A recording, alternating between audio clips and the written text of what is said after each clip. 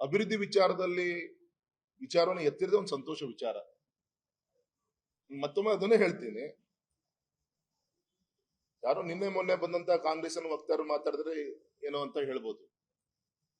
4 ಮನೆಗಳನ್ನ ನೋಡಿದಂತವ್ರು ಭಾರತೀಯ ಜನತಾ ಪಕ್ಷದ ಕಡೆಯಿಂದ.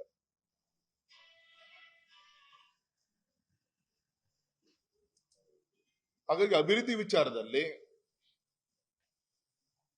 ಅವರವರ ಸಂದರ್ಭದಲ್ಲಿ ಏನೇನಾಗಿತ್ತು ಅನ್ಲಿಕ್ಕೆ ಅದಕ್ಕೆ ಬೇರೆ ವೇದಿಕೆ ಇದೆ, ಹಂಚ್ಕೊಳಕ್ ನಾವು ಕೂಡ ತಯಾರಿದ್ದೀವಿ.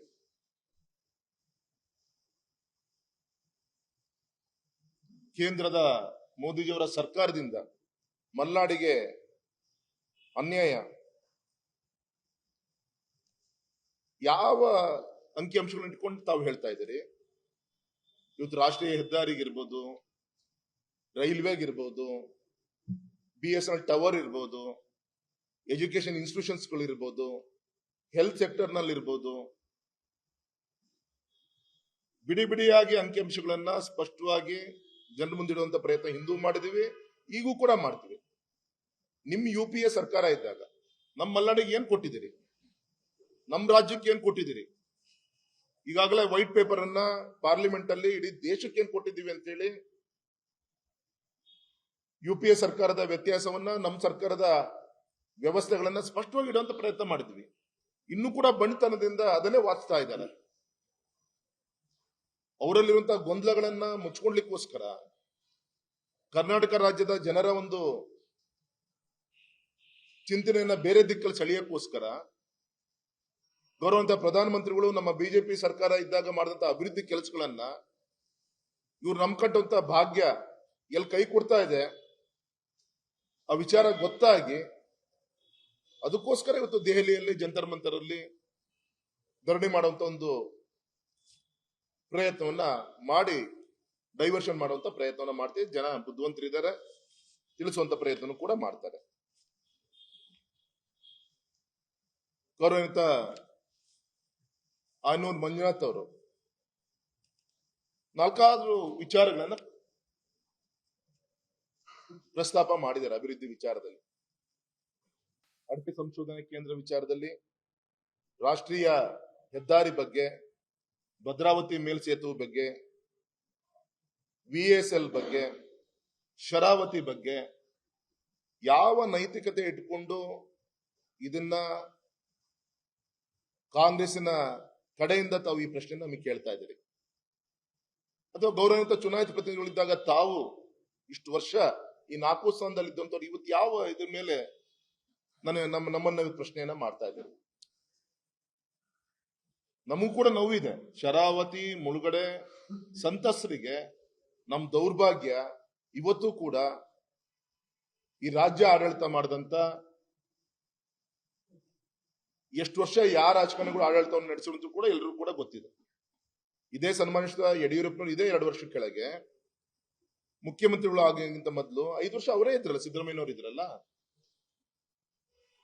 ಹಿಂದಿ ರಾಜ್ಯದಲ್ಲಿ 2-3 ಜನ ಮುಖ್ಯಮಂತ್ರಿಗಳು ಕೂಡ ಆಗಿದ್ರು, ಯಡಿಯೂರಪ್ಪನವರು ಕೂಡ ಆಗಿದ್ರು. ಕಾನೂನು ಎಲ್ರಿಗೂ ಒಂದೇ.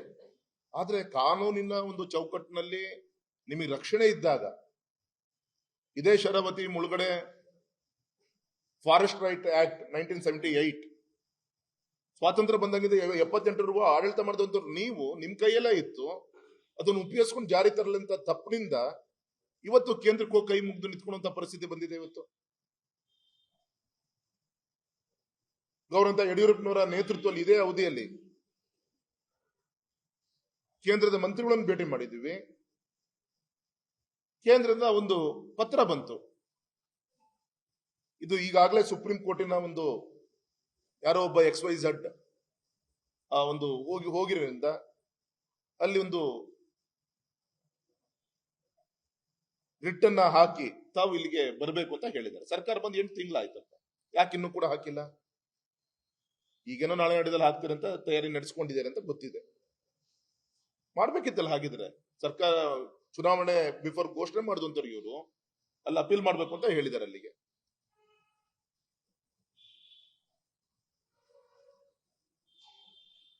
ಮೊನ್ನೆ ನಮ್ಮ ಬಿಲ್ಲವ ಸಮಾಜ, ಈಡಿಗ ಸಮಾಜ ದೊಡ್ಡ ಭಾಷಣ ಮಾಡಿದ್ರಲ್ಲ. ಮಾಡಿ, ನನ್ನ ಕೆಲಸ ನಾನು ಮಾಡ್ತೀನಿ, ನಿಮ್ ಕೆಲಸ ನೀವು ಮಾಡಿ. ಅದ್ ಬಿಟ್ಟು ಕೆಸರ ಎರಚಾಟುವಂತ ಪ್ರಯತ್ನ ಮಾಡಿದ್ರೆ ಪಾಪ ಆ ಮುಳುಗಡೆ ಪ್ರದೇಶ ರೈತರು ಇನ್ನೂ ಕೂಡ ಕಣ್ಣೀರು ಕೈ ತೊಳಿತಾ ಇದ್ದಾರೆ. ನನ್ನ ಆದ್ಯತೆ ನಂದೇ ಆದಂತ ಒಂದು ಪ್ರಯತ್ನ ನಾವು ಮಾಡಿದೀವಿ, ಒಂದೊಂದೇ ಹಂತ ಮುಂದೆ ಹೋಗಿದ್ದೀವಿ. ಇದೇ ಗೌರವ ಅಂತ Kagodu Thimmappa revenue minister speaker ಇದ್ದಾಗ ಪಾಪ ಅವ್ರ ಪ್ರಯತ್ನದಲ್ಲಿ ಸುಮಾರು 6,000 ಚಿಲ್ಲರೆ ಹೆಕ್ಟೇರ್ ಅನ್ನ ಅವತ್ತು 1950 ರಿಲೀಸ್ ಆದಂತ ಭೂಮಿಯನ್ನ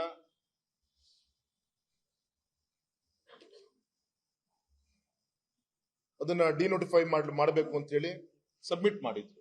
ನಾವು ಅದನ್ನ ನಮ್ಮ ಸರ್ಕಾರದ ಅವಧಿ ಯಡಿಯೂರಪ್ಪನವರ ಸುಮಾರು 2 ವರ್ಷದ ಈ ಒಂದು ಅವಧಿಯಲ್ಲಿ ಮತ್ತೆ ರೀಸರ್ವೆ ಮಾಡಿ 10,500 ಹೆಕ್ಟೇರ್ 10,500 ಹೆಕ್ಟೇರ್ ಅನ್ನ ಅಲ್ಲಿ ಬಿಟ್ಟೋದಂತ 3,500 ಹೆಕ್ಟೇರ್ ನ ಜೋಡಿಸಿ ಅದನ್ನ ಕೇಂದ್ರಕ್ಕೆ ರಾಜ್ಯ ಸರ್ಕಾರದಿಂದ ಪ್ರಪೋಸಲ್ ನ ಕೇಂದ್ರಕ್ಕೆ ಸಬ್ಮಿಟ್ ಮಾಡಿದೀವಿ.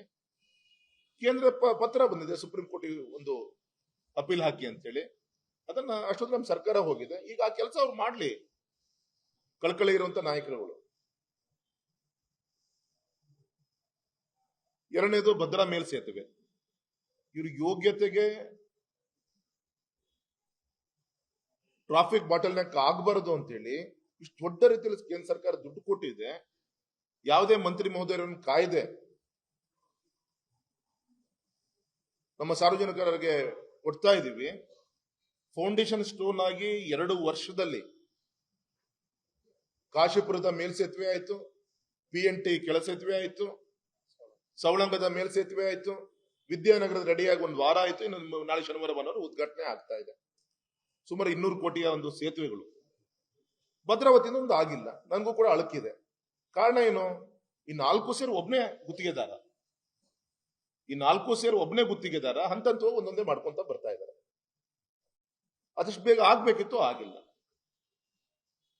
ಮತ್ತು ವಕ್ತಾರರು ಪ್ರಶ್ನೆ ಮಾಡಿದ್ದಾರೆ, ಎಲ್ಲ ಶಿವಮೊಗ್ಗದ ಮೇಲ್ಸೇತುವೆಗಳು ಅವರವರ ಆಸ್ತಿಗೆ ಅನುಕೂಲ ಆಗೋ ದೃಷ್ಟಿಯಿಂದ ಆಗಿದೆ ಅಂತೇಳಿ. ಸವಳಂಗರುಗಳು ನಮ್ಮ ಅಪ್ಪಂದು ಯಾವುದೇ ಆಸ್ತಿ ಇಲ್ಲ.